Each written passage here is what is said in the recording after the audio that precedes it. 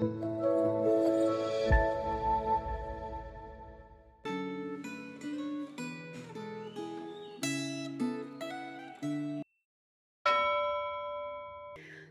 saudara-saudara yang terkasih dalam Tuhan. Pernahkah kita berpikir apa yang membuat gereja mampu berdiri teguh melewati gelombang zaman, tekanan, bahkan penganiayaan? Jawabannya bukan karena kekuatan manusia, melainkan karena firman Tuhan yang hidup dan yang kekal itu. Inilah kebenaran yang kembali disuarakan pada zaman reformasi, bahwa hanya firman Tuhan, bukan tradisi, bukan pemikiran manusia yang menjadi dasar iman dan kehidupan orang percaya. Firman Tuhan, kekuatan reformasi. Itu tema perenungan Gema hari ini. Sebuah ajakan untuk kembali berpegang pada firman Tuhan sebagai sumber pembaharuan sejati, baik bagi gereja maupun bagi hidup kita secara pribadi. Sebelum kita mendengarkan perenungan firman Tuhan ini, mari kita berdoa. Ya Tuhan, kami datang ke hadapan-Mu dengan hati yang haus akan firman-Mu. Bukalah telinga kami untuk mendengar, dan bukalah hati kami untuk menerima firman-Mu dengan kerendahan hati. Biarlah firman-Mu menjadi terang bagi jalan kami dan kekuatan bagi iman kami. Di dalam nama Kristus kami berdoa. Amin. Injil Matius pasal 24 ayat 35.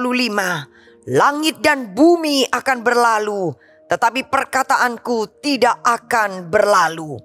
Yesaya 55 ayat 10 sampai ayatnya yang ke-11.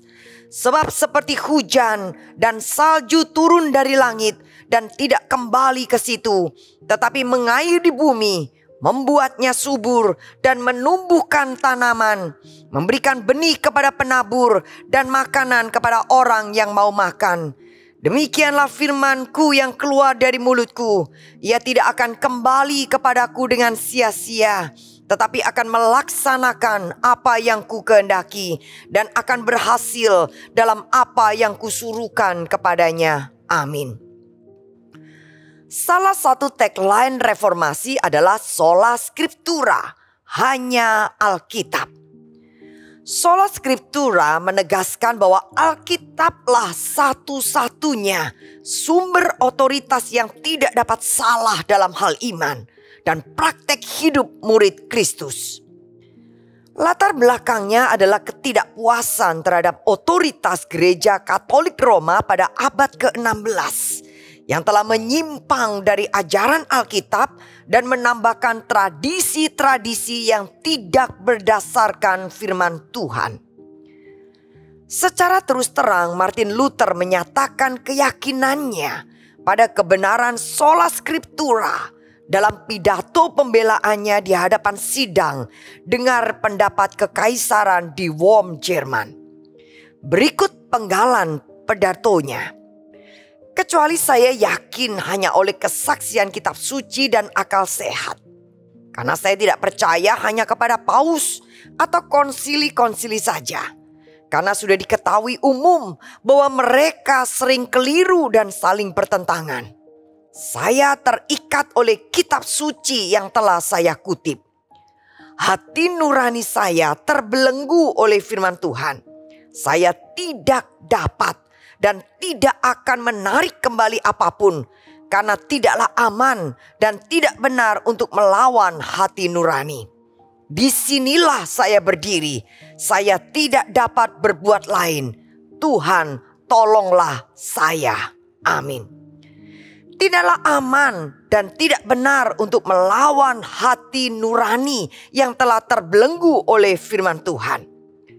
Martin Luther menyatakan keyakinannya yang kokoh pada firman Tuhan.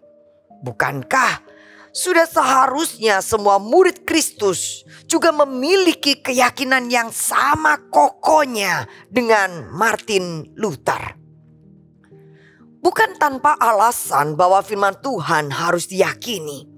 Kristus berkata dalam Matius 24 ayat 35, langit dan bumi akan berlalu, tetapi perkataanku tidak akan berlalu. Perkataan Kristus menggemakan firman Tuhan dalam kitab Yesaya pasal 55 ayat 11. Demikianlah firmanku yang keluar dari mulutku. Ia tidak akan kembali kepadaku dengan sia-sia, tetapi akan melaksanakan apa yang kukehendaki dan akan berhasil dalam apa yang kusuruhkan kepadanya. Saudara, firman Tuhan yang berkuasa dapat memastikan bahwa apa yang dikatakan atau dijanjikan pasti terjadi. Ingatlah dalam Kejadian pasal pertama bahwa Allah menciptakan dunia dan segala isinya hanya dengan firman-Nya. Dalam Injil Yohanes pasal 11 kita melihat bahwa dengan firman-Nya pula Kristus membangkitkan Lazarus yang telah mati selama 4 hari. Keyakinan pada firman Tuhan bukan hanya menentukan hidup matinya kita di hadapan Tuhan, tetapi juga menentukan hidup matinya pelayanan kita.